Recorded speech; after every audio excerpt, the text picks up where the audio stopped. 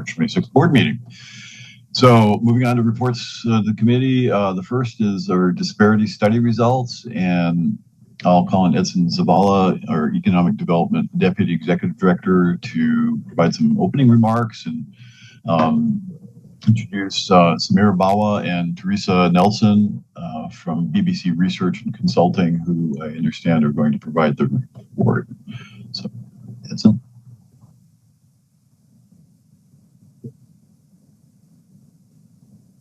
All right, good morning. So we're here to discuss the 2025 Sound Transit Disparity Study results.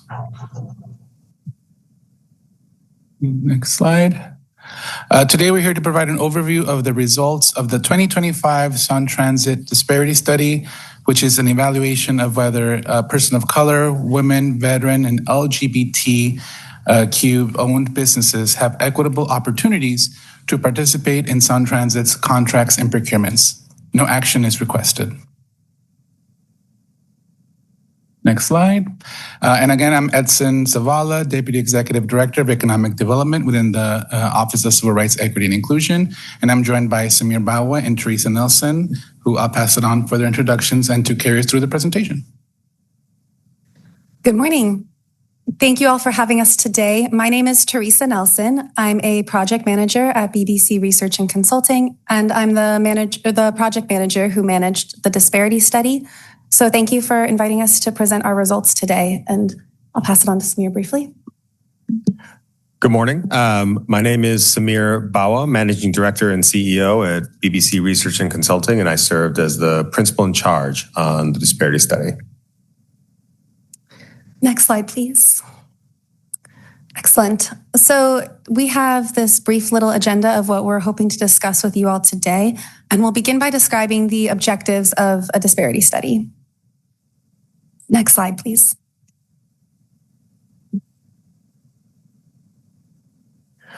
So the primary objective of our study was to assess the participation of disadvantaged businesses in Sound Transit work relative to their availability or their estimated availability for that work. And the reason why it's called the Disparity Study is to assess whether there are any differences between those measures, and if there are, to help Sound Transit think through different program measures and efforts that it could use to help shrink that gap and support disadvantaged businesses in the marketplace, which by our definition includes businesses owned by people of color, by women, by veterans, and businesses owned by people who identify as LGBTQ. In addition to assessing participation and availability and any disparities that might exist, we looked at barriers that might exist in the larger marketplace that make it more difficult for those businesses to compete for and perform work on Sound Transit projects. And importantly, we also examine detailed characteristics about businesses that are either participating in Sound Transit work or are interested and available for that work, so that the organization can use that information to refine its program measures and target those businesses in the larger community that need the most support. Next slide, please. So I'll begin with just an overview of our participation analysis and the results. Next slide, please. Thank you. All right, so we began by obtaining 5 years of contract and procurement data from Sound Transit. So we studied all of the contracts that were awarded by the organization from 2020 through 2024. In total, we studied $1.78 billion worth of work that was awarded over this 5-year period. And the contracts that were included in our participation analyses included contracts that were federally funded and not federally funded, contracts that included the use of participation goals and that didn't, formal procurements, informal procurements. The whole ecosystem of projects that Sound Transit awarded is included in this $1.78 billion. And our participation analysis really asked the question of to whom did Sound Transit award these $1.78 billion, to what types of businesses? So we report our participation results as a percentage of these total dollars. Next slide, please. All right, so on this slide, we have results for how those dollars were spent among diverse businesses. We report white women-owned businesses and person of color-owned businesses separately so that these can be mutually exclusive categories. Businesses that are owned by women of color are included within their race and ethnic group. Over the 5-year study period, Sound Transit awarded 6.9% of its dollars to white woman-owned businesses. An additional 6.8% of these dollars were awarded to POC-owned businesses, person of color-owned businesses, and within the category of person of color, we studied 6 different groups of business owners. Hispanic-owned businesses represent the majority of this person of color-owned business spend, with 4.5% of dollars being awarded to Hispanic-owned businesses over the study period. The remaining 86.3% of dollars, Sound Transit awarded either to businesses that are owned by white men that are not categorized as white women or person of color-owned businesses, as well as businesses that are publicly traded, businesses that are employee-owned, businesses that don't have the ownership characteristics to be classified in these first 2 groups. Next slide, please. So in addition to studying how Sound Transit's dollars were awarded to diverse business owners, we were also interested in studying how small businesses were faring in Sound Transit's contracts and procurements. And we also wanted to spend some time thinking not just about small businesses generally, but about different tiers of small businesses or small businesses of different sizes. The definition of a small business that Sound Transit uses in its contracting and that OMWBE uses when it certifies businesses aligns with the United States Small Business Administration's definition of a small business, which encapsulates businesses that can make up to $31.84 million a year. But we wanted to understand within businesses that make between $0 and $31.84 million, there's a lot of variation. So we first looked at the smallest small businesses, which aligns with the designation that OMWBE is assigning to small businesses that make $3 million or less, or emerging small businesses. These small businesses were awarded 2% of Sound Transit's dollars over the 5-year period. Our next tier is rising small businesses. They make more than $3 million, but less than $10 million a year, and they were awarded 6.4% of dollars. And then other small businesses, this sort of third tier, are businesses that make more than $10 million, but can make less than $31.84 million to be considered a small business. They accounted for more than half of all of Sound Transit's small business spend in the study period, with 11.5% of dollars. The remaining dollars were awarded to non-small businesses, 80.2%. So after studying participation results, we also wanted to understand how does the participation of these business groups compare to their availability in the marketplace. Availability is a measure of the degree to which businesses are ready, willing, and able to perform Sound Transit work. So we specifically measure availability by tailoring the businesses that we contact and that we survey to the transit and transportation related contracts that Sound Transit awards. We created a directory of thousands of businesses that have a location in your marketplace, this Tri-County region, and we attempted to survey all of these businesses by the phone in collaboration with a research partner. The businesses that completed surveys with us and provided information about their characteristics are included in our availability database and form a representative sample of your marketplace. So with this representative sample, we're able to estimate what percentage of dollars we would expect Sound Transit to have awarded to businesses with different ownership characteristics and businesses of different sizes based on their availability. So with that, I'll move to the next slide. I forgot that I could have been on this screen. We'll move to the next slide. All right. So here are your availability results, specifically for white women-owned and POC-owned businesses. Based on the degree to which white women-owned businesses are ready, willing, and able to perform Sound Transit work, we would expect them to be awarded 11% of dollars, or they're available for 11% of Sound Transit's dollars. Person of color-owned businesses are available for 17.5% of dollars. And once more, we break out person of color-owned businesses into different groups so that we can see the variation between availability for businesses of different racial and ethnic groups. Asian Pacific and Hispanic-owned businesses represent the greatest share of availability. They're each available for about 6% of dollars. We also study availability, on the next slide, please, by business size. And I'll spend a little bit of time on this slide here as we walk through this. We estimate that small businesses are available for almost 70% of the dollars that Sound Transit awarded during the study period. When we break down this 70% among the 3 tiers of small businesses, we would have expected emerging small businesses to be awarded 50.5% of dollars, or they are available for 50.5% of dollars. Rising small businesses, the next tier up, are available for almost 13% of dollars, and other small businesses, these are the largest of all small businesses, are available for 6.5% of dollars.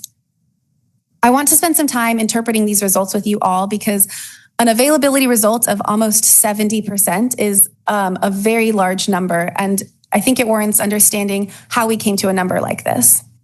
The Small Business Administration estimates that 99% of businesses that just exist in the United States are small businesses. So the definition of small businesses is incredibly inclusive. It includes the overwhelming majority of businesses that exist. This is also true in Sound Transit's marketplace. The vast majority of businesses that exist in King, Pierce, and Snohomish counties are small businesses. And not only are they small businesses, they are exceptionally small businesses. Emerging small businesses make up the vast majority of the marketplace of available businesses. So in part, these high availability numbers are driven by the fact that there are just so many businesses that are classified as emerging small businesses that we would expect them to be able to compete for a lot of Sound Transit's contracts. Additionally, over this study period, over the 5 years, Sound Transit awarded contracts that are within the size and the capacity of small businesses. So the more small or unbundled contracts that Sound Transit awards, the higher the availability of emerging and rising small businesses because there are more opportunities for them to compete for work within their capacities. Next slide, please. All right. So taking these 2 parts of our analyses, participation and availability, we combine them together in our disparity analyses and present some disparity results. Next slide, please. So we calculate and we present disparity results as a disparity index. A disparity index is when we divide the dollars that were actually awarded to different business groups by the dollars that we would have expected them to be awarded based on their availability. And we get a result between $0 and $2 that I'll help interpret as we describe these results. A result of less than $1, or a disparity index of less than $1, is a demonstration of a disparity. It means that the participation of a business group was less than what we would have expected based off of their availability. And a result of less than 80 cents is a substantial disparity, which means that that business group was substantially underutilized compared to their availability. A substantial disparity metric is a key place to pay attention. It holds some legal ramifications in a world where Sound Transit or any organization would award race or gender conscious program measures. Of course, changes to the federal DBE program in October and Initiative 200 in Washington State means that Sound Transit is not operating any race or gender-based program measures currently. So the legal implications of these disparity indices are not going to impact your business inclusion programs, but they are a key place to pay attention to see how different business groups are faring in your contracts. Next slide, please.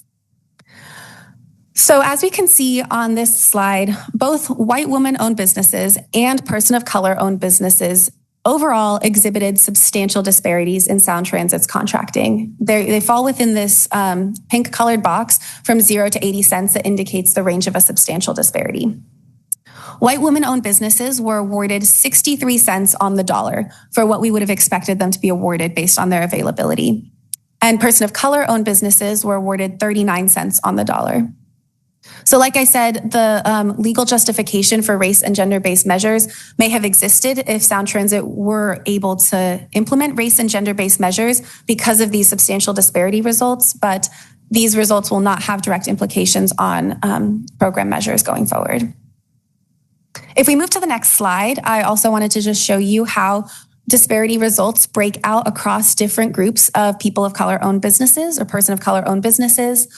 All 6 groups of person of color-owned businesses that we studied exhibited substantial disparities, though the degree to which those disparities were exhibited varies across different business groups. Next slide, please. We also present disparity results based off of business size. So in order to operate a small business program or a race and gender neutral program, Sound Transit does not need to meet as high of a legal justification as it would have for race and gender conscious program measures. So there are no legal implications to these results on the way that Sound Transit would operate a small business program. But we do think they're instructive results to help understand what is happening over this 5-year study period for businesses of different sizes.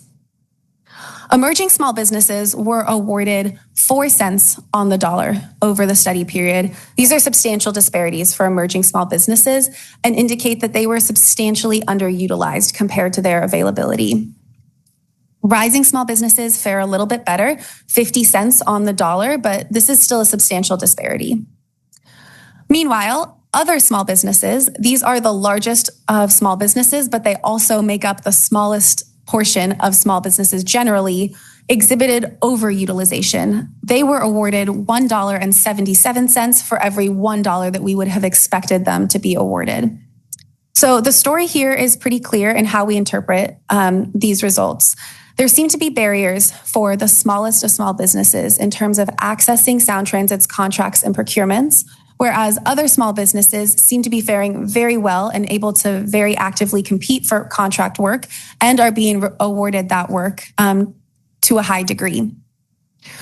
We take the results, next slide please, of our participation, availability, and disparity analyses, also informed by our community engagement tasks and our assessments of the marketplace and business characteristics to shape 12 recommendations that we give to Sound Transit in Chapter 10 of our Disparity Study report. So these 12 recommendations are high level spelled out here, but in particular, I want to focus on the 2 that are highlighted in red because these 2 recommendations are for the most impactful ways that we think that Sound Transit can be taking these results that I presented today and developing business inclusion programs to address the gaps that we observed.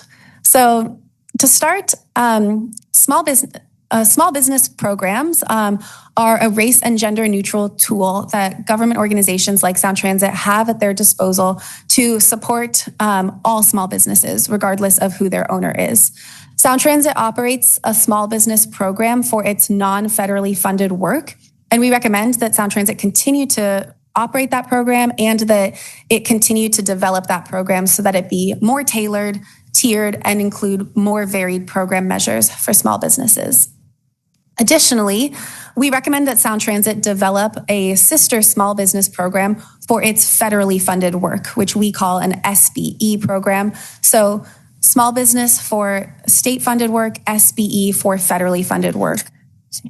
By implementing small business programs across the different types of work that Sound Transit awards, we recommend that Sound Transit use information from our study about the types of businesses that exist in your marketplace to tailor your program to the marketplace of businesses that sit right here within these 3 counties.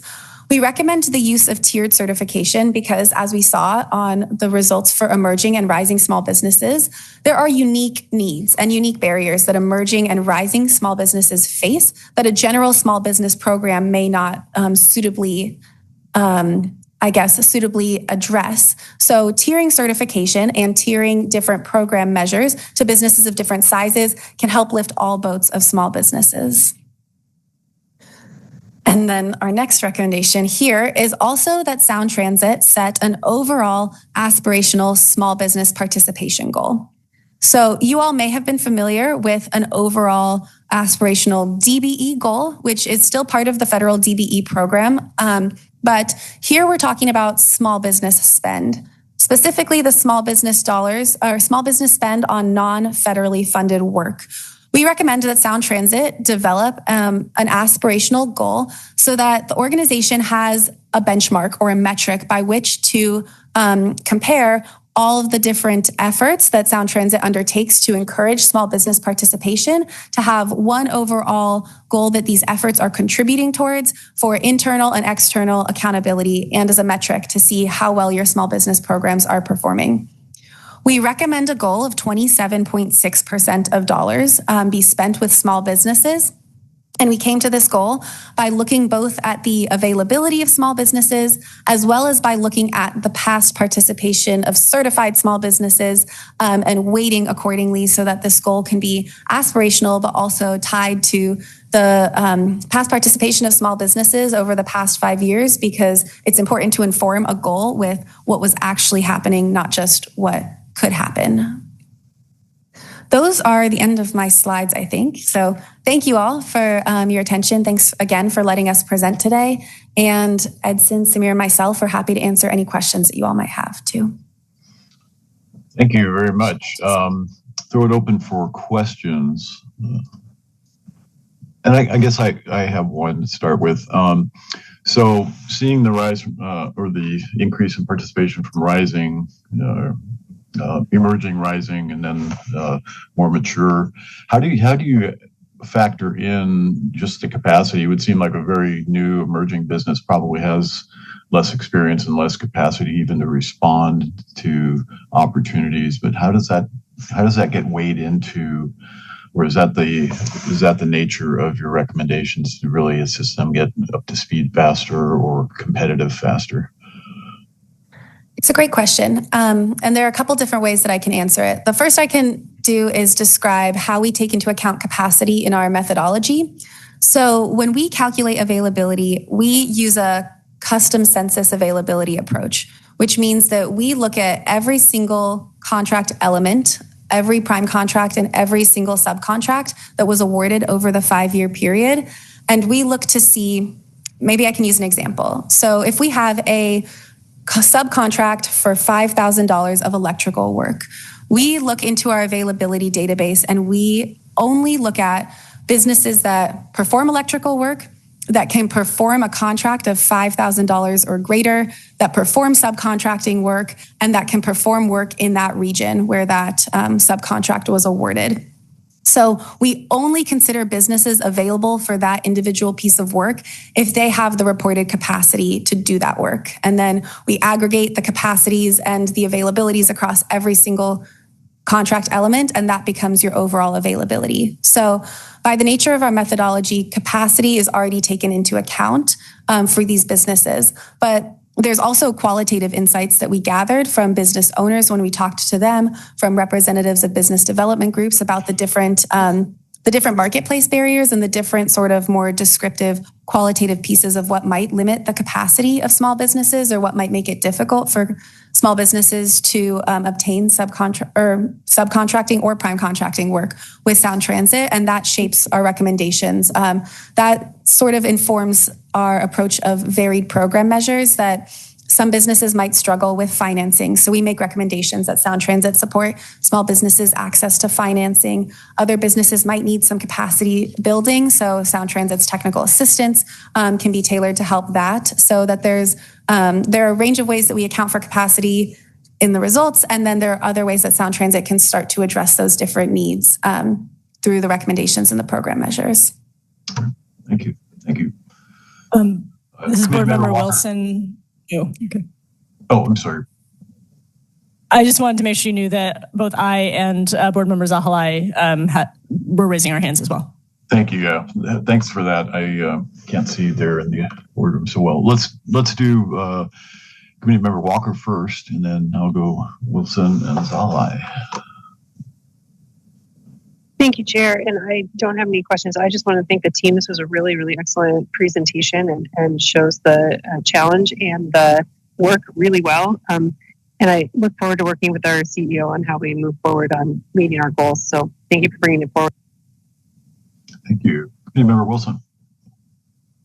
Yeah, thank you. I have a bunch of questions. So first, just in looking at the actuals for diverse businesses from the initial kind of goals of the study, it looks like LGBTQ plus owned businesses were also supposed to be part of the analysis, but I don't see any analysis for that. And then also, I was wondering, so you said that the non-POC/women businesses includes both presumably white male-owned businesses and other models like you said publicly traded companies or employee-owned businesses. Those seem like two pretty different categories, and it would be really helpful to see a breakdown of white male-owned businesses versus those other categories, because I think that would give us a greater sense of the diversity kind of within the universe of contractors. So that's two things. And I was also wondering, just because I assume that there's probably overlap between kind of the kind of small business question versus the kind of racial kind of diversity question. And so I'm just wondering if you're controlling for business size when you're looking at the racial disparities, or like how much of the racial disparities are kind of explained by potentially by the business size disparities. And then I had one more question. So just in thinking, just given that the difference in availability and actual for small businesses is so huge, I guess I'm just wondering, I mean, that it kind of suggests like, oh, well, Sound Transit could just be contracting with like so many small businesses, right? More than they are. What are the costs there? Because I would assume that there's some real costs to contracting with many, many small firms versus a few large ones. Even if that work, like in principle, could be done by smaller firms, it seems like a huge logistical administrative challenge. There's probably a lot of risk there. So just wondering if that was looked at all. Like it's not necessarily easy to move in that direction as much as these numbers might suggest, I would imagine. Thank you for all of those questions. I wrote them down so I can hopefully answer all of them, but let me know if I miss anything. So first, you are correct. We studied LGBTQ-owned businesses and veteran-owned businesses. And I didn't present the results on those today, but they are included in our disparity study report. And I did write them down because I thought somebody would ask about them. So I can tell you, LGBTQ-owned businesses were available for 2.3% of dollars, and were awarded 0.1% of dollars. So that's a disparity index of 6 cents on the dollar for LGBTQ-owned businesses. Veteran-owned businesses were available for 4.4% of dollars and actually awarded 1.5% of dollars. So that's a disparity index of 33 cents on the dollar.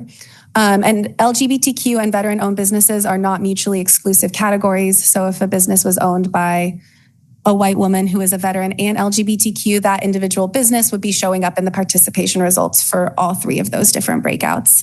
But yes, there are more details about LGBTQ-owned businesses and veteran-owned businesses than what we could get to today.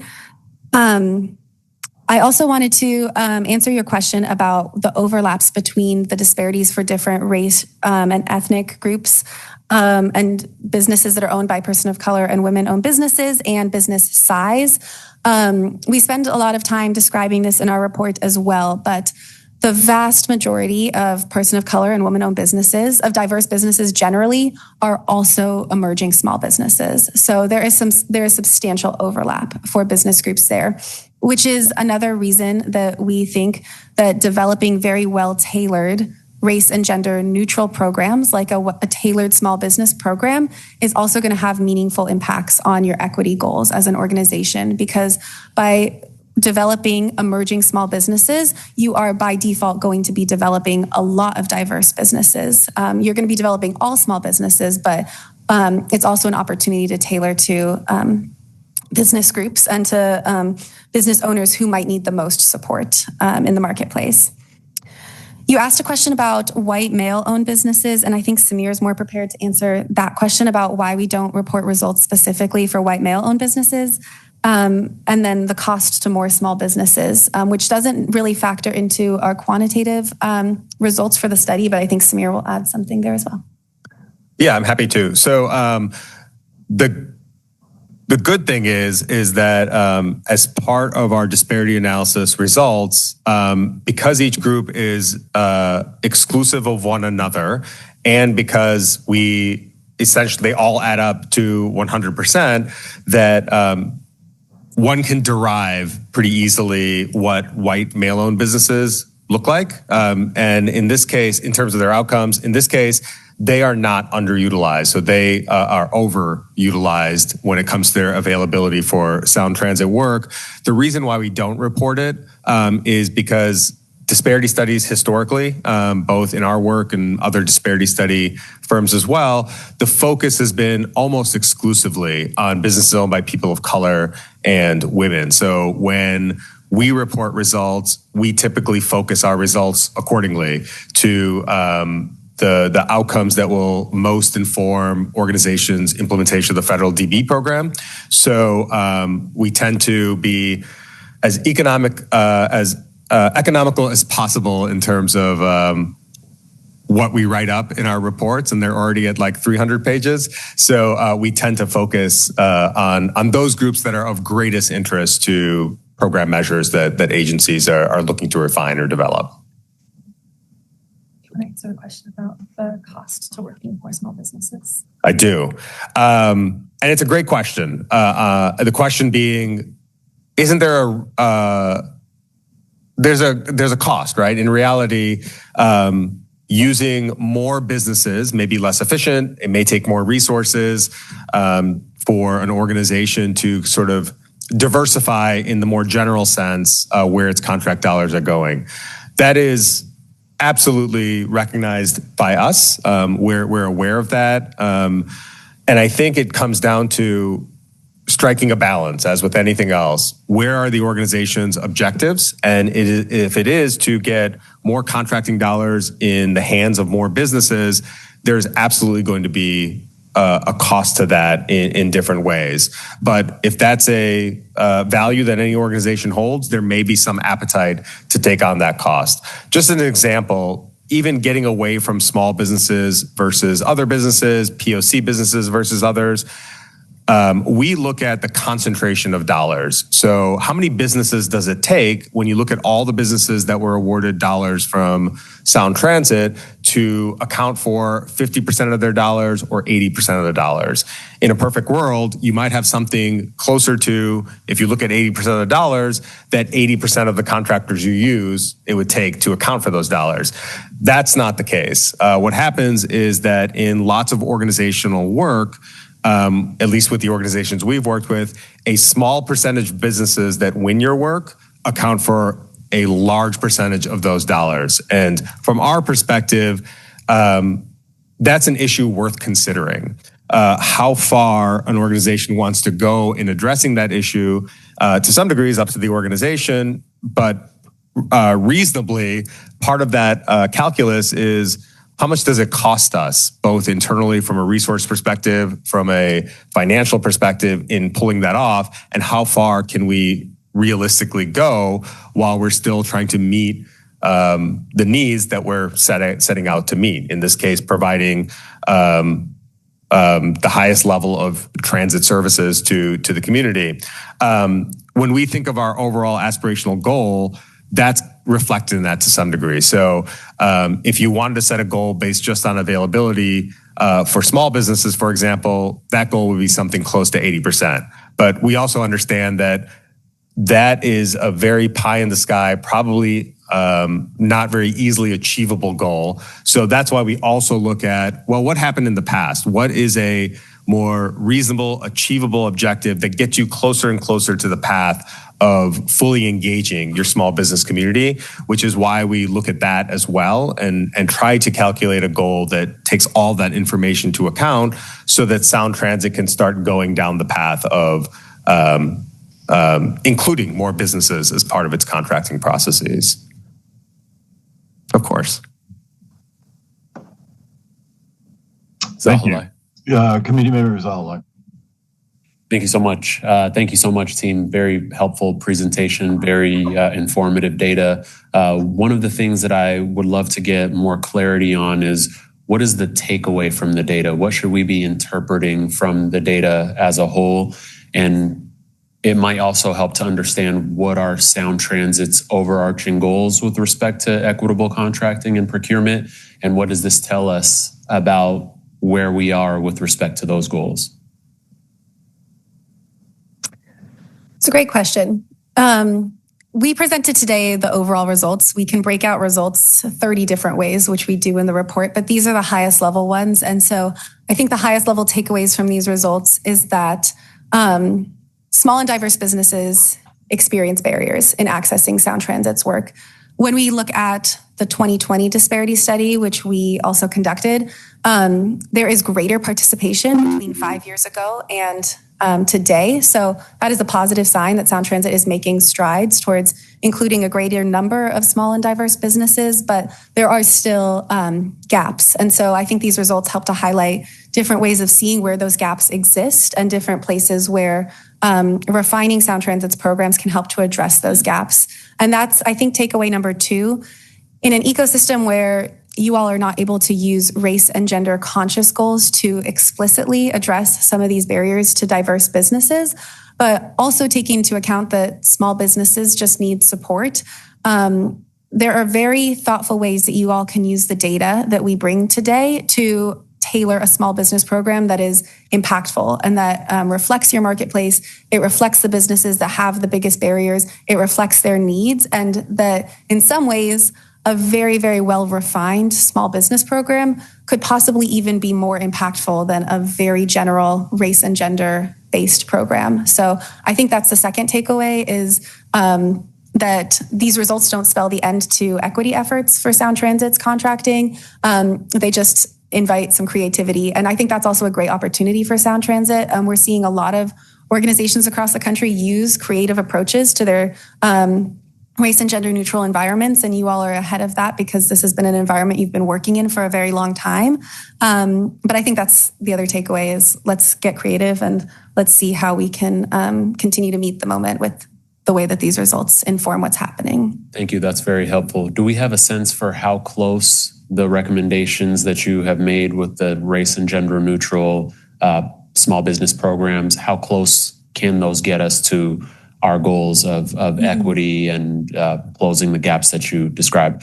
Obviously, they're not going to be the most effective tools because of state limitations, but how close can they get us? It's a good question. I don't know if we have quantitative ways to answer that question today, but maybe you have some ideas.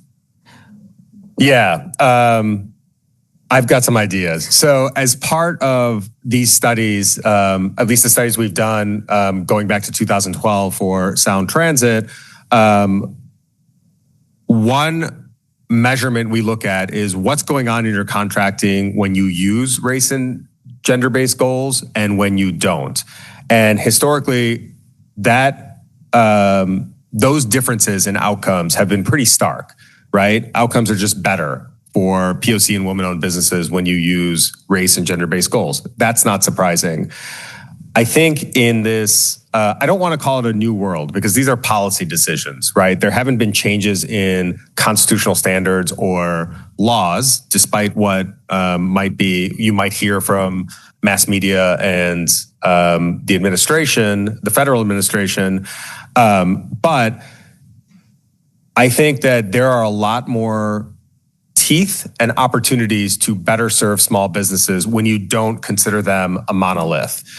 When you recognize the fact that not all small businesses are created equal, and if the SBA has a definition that includes 99+% of businesses, maybe there's room for a better definition, and that's what we're aiming for. And what comes out of that, I think, are better programs.